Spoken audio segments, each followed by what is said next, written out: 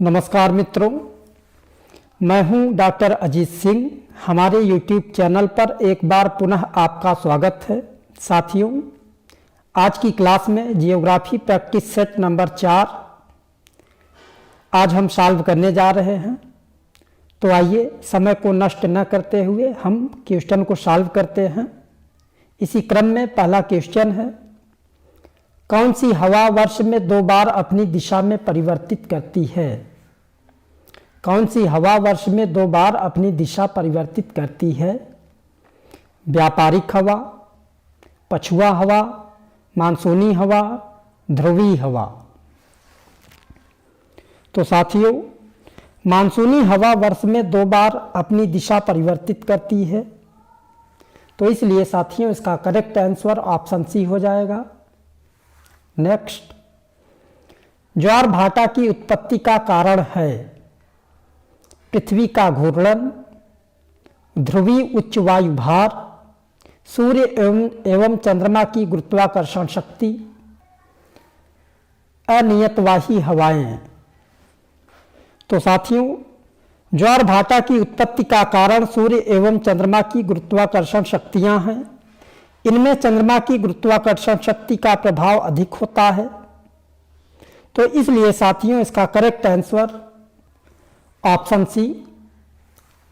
Next, वन्य प्राणी सप्ताह प्रतिवर्ष कब से कब तक मनाया जाता है?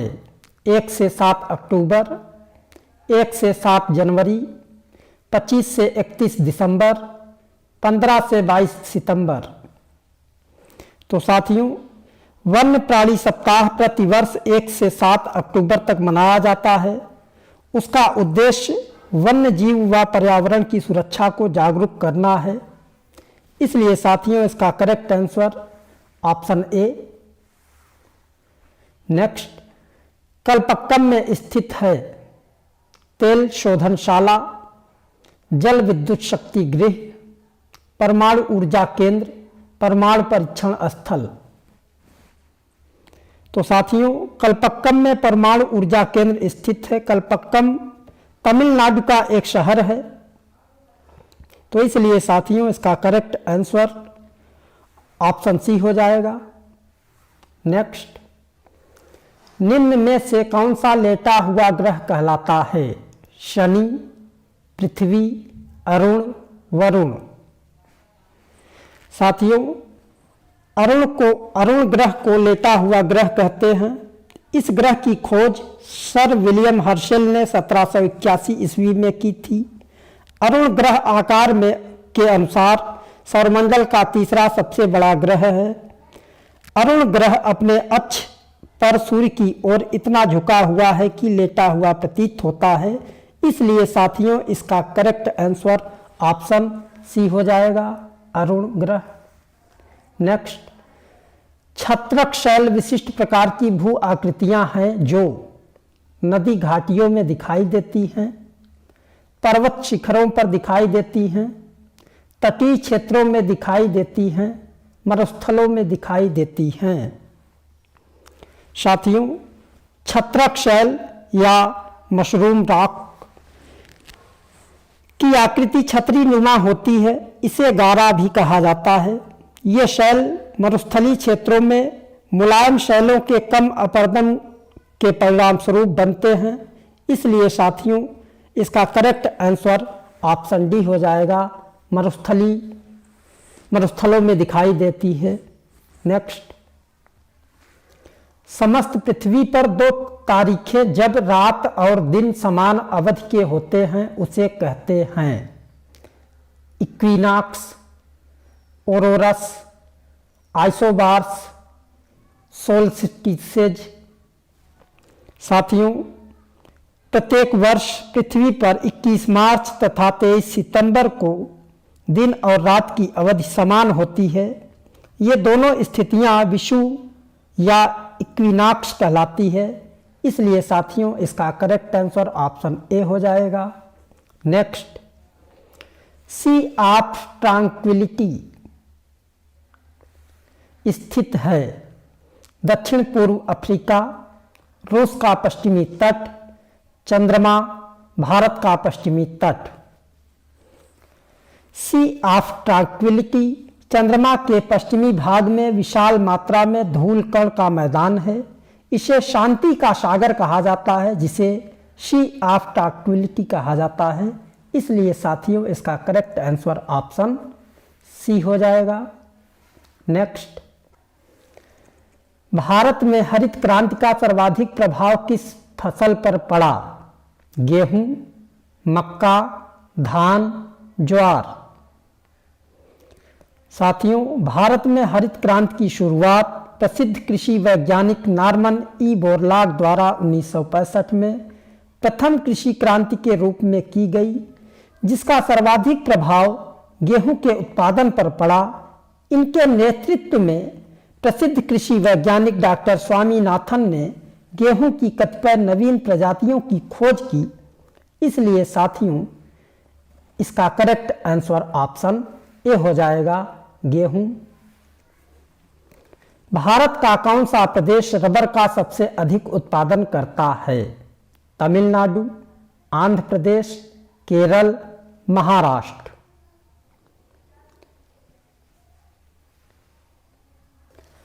तो मित्रों, केरल राज्य रबर का सर्वाधिक उत्पादन करता है, इसलिए इसका करेक्ट आंसर ऑप्शन सी हो जाएगा। नेक्स्ट, यदि पृथ्वी का अक्ष झुका हुआ नहीं होता तो सूर्य की किरणें केवल लंबवत पड़ती। कर्क रेखा पर, मकर रेखा पर, ध्रुवों पर, भूमध्य रेखा पर। तो साथियों यदि पृथ्वी का अक्ष झुका हुआ नहीं होता तो सूर्य की किरणें भूमध्य रेखा पर पड़ती। इसलिए साथियों इसका करेक्ट आंसर ऑप्शन डी हो जाएगा। नेक्स्ट, मलक्का जल डमरू मध्य किन दो भूभागों को अलग करता है? मलय प्रायद्वीप तथा इंडोनेशिया का द्वीप सुमात्रा, अफ्रीका तथा यूरोप, भारत तथा श्रीलंका, उत्तर अमेरिका तथा दक्षिणी अमेरिका। तो साथियों मलक्का जल डमरू मध्य मलय प्रायद्वीप तथा इंडोनेशिया का द्वीप सुमात्रा को अलग करता है। यह प्रशांत महासागर और हिंद महासागर को जोड़ता है। इसलिए साथियों इसका करेक्ट आंसर ऑप्शन ए हो जाएगा। नेक्स्ट, सिक्किम से गुजरने वाला अक्षांश से भी गुजरता है? हरियाणा, राजस्थान, उत्तराखंड, हिमाचल प्रदेश। साथियों सिक्किम के गंगटोक से गुजरने वाला अक्षांश राजस्थान के अलवर से भी गुजरता है। इसलिए साथियों इसका करेक्ट आंसर ऑप्शन बी हो जाएगा। नेक्स्ट, विश्व में सबसे बड़ा गर्म रेगिस्तान कौन सा है? थार, सहारा, गोबी, मोजावे। साथियों विश्व में सबसे बड़ा गर्म रेगिस्तान सहारा है। यह अफ्रीका महाद्वीप के उत्तरी भाग में विस्तृत है। नेक्स्ट, भारत में किस राज्य में सबसे ज्यादा बाघ है? गुजरात, छत्तीसगढ़, मध्य प्रदेश, महाराष्ट्र।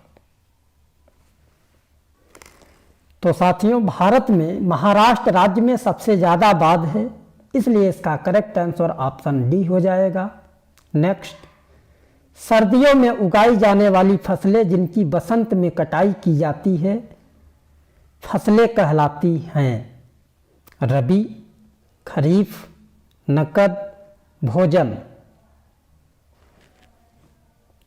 तो मित्रों सर्दियों में उगाई जाने वाली फसलें जिनकी बसंत में कटाई की जाती है रबी की फसलें कहलाती हैं।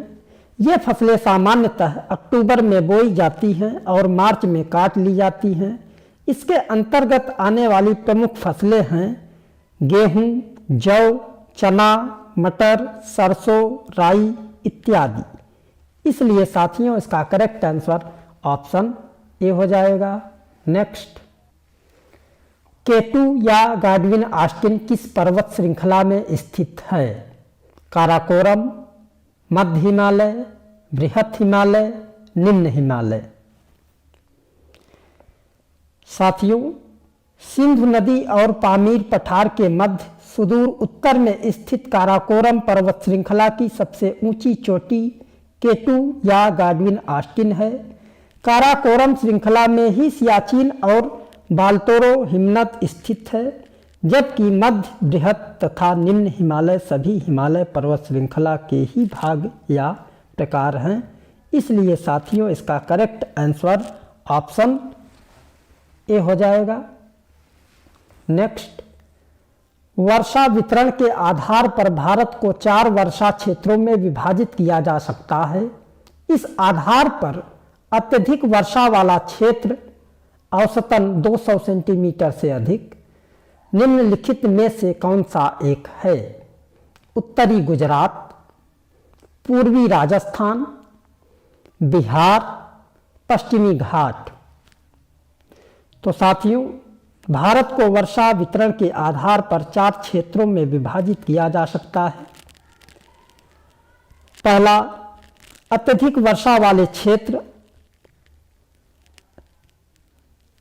जैसे 200 सेंटीमीटर से अधिक वर्षा जहां पर होती है। दूसरा, अधिक वर्षा वाले क्षेत्र जहां पर 200 सेंटीमीटर तक वर्षा होती है। तीसरा, मध्यम वर्षा वाले क्षेत्र जहां पर 50 से 100 सेंटीमीटर तक वर्षा होती है। चौथा, कम वर्षा वाले क्षेत्र जहां पर 50 सेंटीमीटर से भी कम वर्षा होती है। इसलिए साथियों 200 सेंटीमीटर से अधिक वर्षा वाले क्षेत्र हैं पश्चिमी घाट व तटीय मैदान, पूर्वांचल व उत्तर पूर्व राज्य। इसलिए साथियों इसका करेक्ट आंसर ऑप्शन डी हो जाएगा। नेक्स्ट, निम्नलिखित में से अवशिष्ट पर्वत का उदाहरण कौन सा है? स्पेन में सियरा नवादा व स्कॉटलैंड की उन्नत भूमि, Black Forest, Mount Kilimanjaro, Himalaya. साथियों प्राचीन वलित अथवा भ्रंशोत्थ पर्वतों के लाखों वर्षों से अपरदित हो जाने के पश्चात उस उच्च भूमि के रूप में खड़े अवशिष्ट पर्वत कहलाते हैं। स्पेन में सियरा नवादा व स्कॉटलैंड की उन्नत भूमि अवशिष्ट पर्वतों के उदाहरण हैं। इसलिए साथियों इसका करेक्ट आंसर ऑप्शन ए हो जाएगा। नेक्स्ट, वस्त्रों के लिए कपास की खेती का आरंभ सर्वप्रथम किया गया मिस्र में, मेसोपोटामिया में, मध्य अमेरिका में, भारत में। तो साथियों वस्त्रों के लिए कपास की खेती का आरंभ सर्वप्रथम भारत में किया गया। वर्ष 1922 में मोहनजोदड़ो की खुदाई से कपास के सूत के साक्ष्य प्राप्त हुए हैं।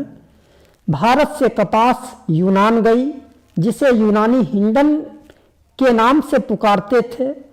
भारत में कपास की खेती का प्रारंभ 3000 ईसा पूर्व में किया गया, जबकि मिस्र में इसकी खेती 2500 ईसा पूर्व के लगभग शुरू की गई।